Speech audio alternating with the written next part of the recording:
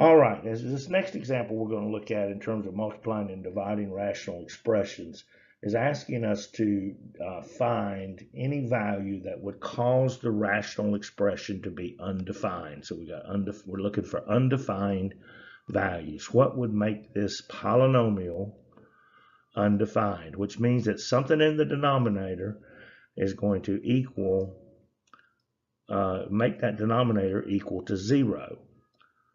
Well, when I look at this -6 here, there's nothing about it that in and of itself can cause that denominator to equal 0. And so it's going to have to be something in this polynomial expression, x squared minus 3x minus 10. And I don't even have to, in this exercise, I don't even have to worry about the numerator. Well, I will later as we continue on in this, but right now, the only thing I'm focused on is the denominator. So we're going to factor this x squared minus 3x minus 10. And then once we factor it, we'll set each of those factors equal to 0, solve that, and then that will tell us what x cannot equal, because if x were to equal 0, then it's going to cause this polynomial to equal 0, and we would have an undefined value. So let's factor this. So I got x, okay, well my last term's negative, my middle term's negative, so in my parentheses, I'm going to have a positive and a negative. And let's see, so I'm looking for two values that are going to multiply to -10 and add to -3. Okay, well 10 times 1 is definitely not going to get us there, but 5 and 2 could get us there.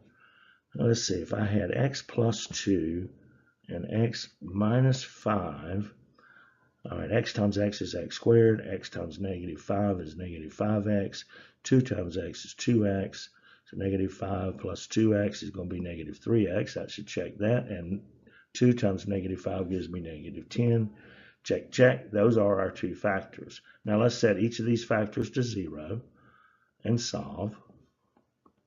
So we got x plus 2 equals 0, x equals -2. So x cannot equal -2 in this equation, or it'll cause this polynomial to equal 0. Tell you what, let's prove that. Let's substitute in -2 for x. So we got -2 squared minus 3 times -2, -2 minus 10. All right, well, -2 squared is 4. And -3 times -2 is 6. And 4 plus 6 is 10 minus 10. That would equal 0. That would cause that polynomial to equal 0, and therefore it would be undefined. So x cannot equal -2. Now let's do the other one. X minus 5 equals 0. So then x equal to 5. And so if x is equal to 5, that also should make that polynomial equal to 0. Let's prove that. Let's substitute in 5 for x in the polynomial x squared minus 3x minus 10. So that would give us 5 squared minus 3 times 5 minus 10. Well, 5 squared is going to be 25. -3 times 5 is -15 minus 10. 25 minus 15 minus 10 is going to give me 0. So x cannot equal 0. Now, this was a multiple choice question. And so we had f was 0, 5, and -2. Well, the 5 and -2 are there, but the 0 is not there.